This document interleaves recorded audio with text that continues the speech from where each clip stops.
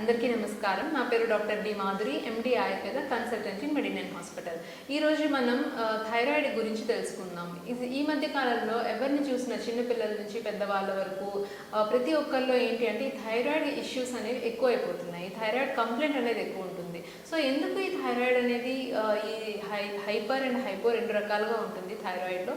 So ఎందుకు ఈ thyroid issues వస్తున్నాయి అంటే మెయిన్గా వచ్చేసి ఇది హార్మోనల్ ఇంబ్యాలెన్స్, అట్లాగే మెటబాలిక్ డిజార్డర్ అనమాట. సో ఎప్పుడైతే ఈ థైరాయిడ్ గ్లాండ్ అనేది మనకి నెక్ దగ్గర బటర్ఫ్లై షేప్లో ఉంటుంది. సో ఇది ఏంటి అంటే మనకి థైరాయిడ్ హార్మోన్స్ అనేది రిలీజ్ చేస్తుంది.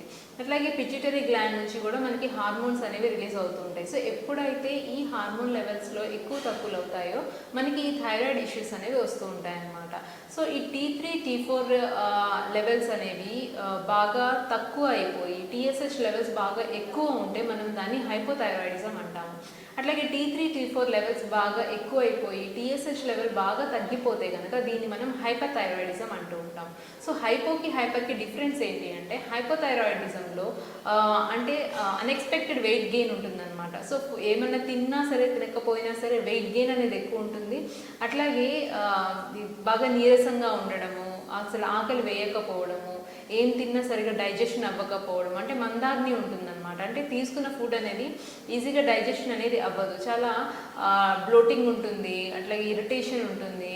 సో అన్వాంటెడ్ హెయిర్ ఉంటుందన్నమాట. అంటే ఫేషియల్ హెయిర్ అనేది ఎక్కువ లేడీస్లో చూస్తూ ఉంటాము.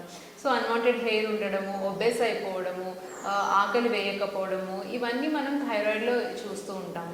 సో ఈ థైరాయిడ్ ఇష్యూస్ ఉండడం వల్ల ఏమవుతుంది అంటే ఇన్ఫర్టిలిటీ వచ్చే అవకాశాలు కూడా ఉంటాయన్నమాట.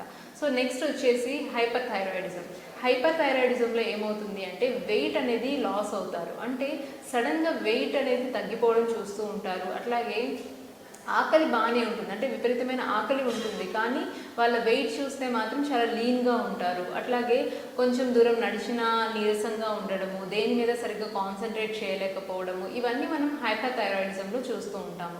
సో దీనికి ఏంటి అంటే సప్లిమెంటేషన్స్ అనేవి ఉండాలి. సో ఫుడ్లో కూడా కొన్ని చేంజెస్ చేసుకోవాలి. అంటే ఏంటంటే ఎక్కువ జంక్ ఫుడ్స్ అనేవి, బయట ఫుడ్స్ అనేవి అవాయిడ్ చేసుకొని only homely foods, fried items ఇలాంటివన్నీ అవాయిడ్ చేసుకోవాలన్నమాట. సో దీంతో పాటు మెడిసిన్స్ అనేవి ఇమీడియట్గా, అంటే ఇప్పుడు ఆయుర్వేదిక్లో ఇమీడియట్గా ఎవరికైనా థైరాయిడ్ ఉంది అని రీసెంట్గా డిటెక్ట్ అయిన వాళ్ళలో ఏంటంటే ఇమీడియట్గా మీరు ఆయుర్వేదిక్కి అప్రోచ్ అవ్వండి. ఎందుకంటే ఆయుర్వేదిక్ ట్రీట్మెంట్లో మీరు ఇనీషియల్గా డిటెక్ట్ అయిన థైరాయిడ్ కేసెస్లో మనకి చాలా త్వరగా రిజల్ట్ అనేది ఉంటుంది. అట్లాగే ప్రొలాంగ్డ్గా లైఫ్ లాంగ్ యూజ్ చేయాల్సిన అవసరం కూడా లేదు. సో ఏంటి అంటే ఇమీడియట్గా మీకు డిటెక్ట్ అయిన వెంటనే ఆయుర్వేదిక్ హాస్పిటల్కి అప్రోచ్ అయ్యి మీరు ట్రీట్మెంట్ తీసుకుంటే కనుక దానికి సర్టెన్ టైం పీరియడ్ వరకు మెడిసిన్ వాడి తర్వాత దాన్ని డైట్తో మెయింటైన్ చేసుకోవచ్చు. అదే అలోపతిలో అయితే ఇనీషియల్గా స్టార్ట్ చేసిన తర్వాత ఇంకా లైఫ్ లాంగ్ వాడాల్సి వస్తుంది. అండ్ అలోపతి వాడుతూ కూడా ఆయుర్వేదిక్కి షిఫ్ట్ అవ్వాలన్నా సరే కొన్ని రోజులు వాటితో పాటు ఈ మెడిసిన్స్ వాడుకుంటూ ఉండాలి. ఆయుర్వేదిక్ మెడిసిన్ కూడా వాడుతూ నెమ్మదిగా దాన్ని సప్రెస్ చేసుకుంటూ వస్తాము. సో అందుకే ఇనీషియల్గా ఎవరైనా డిటెక్ట్ అయితే కనుక థైరాయిడ్ ఇష్యూస్తో వెంటనే మీరు మా హాస్పిటల్కి వచ్చి కన్సల్ట్ అవ్వండి. మీకు థైరాయిడ్ ఇష్యూస్ నుంచి బయటపడే అవకాశం ఎక్కువ ఉంటుంది. అండ్ దీనికి మంచి ట్రీట్మెంట్ మేము మీకు ఇస్తాము. Thank you. వివరాలకు సంప్రదించండి 8019393902 medinine.net.